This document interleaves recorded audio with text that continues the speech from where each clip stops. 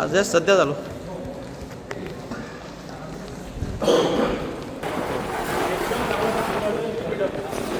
चांगलं काम आहे तुमचं आणि सगळे पेशंट वगैरे तुमच्याकडे चांगला बोलून राहिले. बाथरूम आल्या, संडास पाल्या आणि फक्त बाहेरची साफसफाई करा थोडीशी. बाहेर साफसफाई खराब आहे.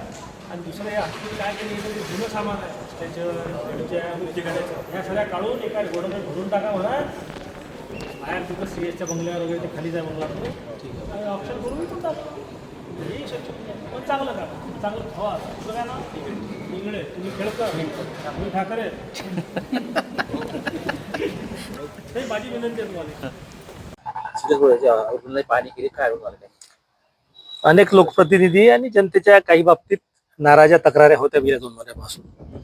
आणि म्हणून गेल्या 2 महिन्यापासून आमचं अभ्यागत मंडळाचे सर्व सदस्य आणि महापौर जयंतराव, विजूभाऊ, आमचे खासदार अनुपभाऊ यांच्या निर्देशानुसार वेळोवेळी पाहणी करत होतो एकट्या दुकट्यात जाऊन. आणि म्हणून याची पब्लिसिटी न करता जिथं उणीवा आहे त्या उणीवा कंपनीला सांगायच्या, डीनला सांगायच्या, उणीवा दूर करायच्या असा हा उपक्रम चालू होता.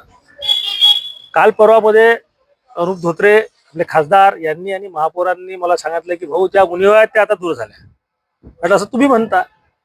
आणि म्हणून आपले जयंतराव असतील आमचे सर्व सदस्य अभ्यागत मंडळाचे न सांगता आणि सुट्टीच्या दिवशी येऊन पाहणी केली. बऱ्यापैकी स्वच्छतेच्या बाबतीत आम्ही पुढे गेलो.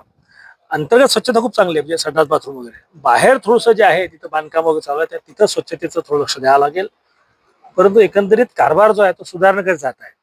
माननीय मंत्री हसनजी मुश्रीफ यांनी व्यक्तिगत मला विनंती केली की तुम्ही अभ्यागत मंडळाचे अध्यक्ष आहे, तुम्हीच लक्ष घाला.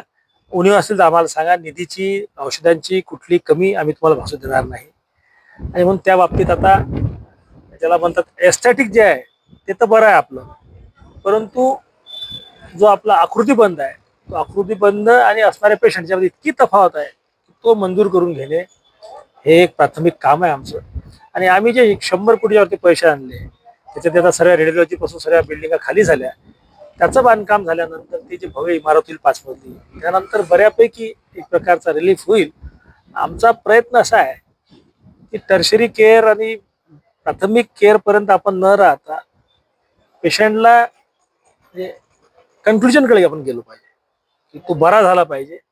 काय धातुमातूर गोळ्या देणे आणि त्याला रेफर करणे मोठ्या हॉस्पिटलमध्ये हा प्रकार जो आहे हा बऱ्यापैकी इथं चालते. याला कुठतरी आपल्याला थांबावं लागेल. आणि म्हणून आपला राऊंड होता. आता आपण प्रयत्न करू येणाऱ्या दिवसात की आपल्या पेशंटचा संपूर्ण इलाज हा इथंच झाला पाहिजे. म्हणजे आपल्याकडे डॉक्टर सागर भांबेरे आहेत, डॉक्टर तोळोकर आहेत, आपण एंजिओप्लास्टिक करू शकतो, आपण डोक्याचे सर्व ऑपरेशन्स करू शकतो, ऑर्थोपेडिकमध्येही चांगले डॉक्टर्स आहेत. परंतु थोडंसं क्रिटिकल केस आली की refer to Nagpur, refer to Amravati super speciality असं व्हायला नको. त्याच्यामध्ये अनेक कन्स्टंट आहेत स्टाफचे वगैरे. एक नवीन MRI मशीन घेऊन राहिलो आपण सिद्धिविनायक ट्रस्टला प्रस्ताव पाठवलेला आहे की बाकी सोनोग्राफी वगैरे ज्या मशीन्स आहेत ह्याही 5-6 कोटीच्या मशीनची आपण मागणी केली आहे. छोट्या छोट्या मशीन्स आहेत त्यानेही आपला कारभार अधिक सुरळीत जाईल. परंतु स्मार्ट कंपनी आणि बाकी जे तुमचे सिक्युरिटीवाले आहेत त्यांचं एकंदरीत काम मला सुधारण्याला वाटून राहिलं. सुधारणेला तर शेवटपर्यंत वाव राहील, परंतु पहिले जे परिस्थिती अशी निश्चित स्वरूपात आपण चांगल्या पद्धतीने पुढे जाऊन राहिलो. मी इथल्या पूर्ण स्टाफचा आभारी मानतो, कौतुक करतो आणि अधिकाधिक चांगलं काम ते करतील अशी अपेक्षा व्यक्त करतो.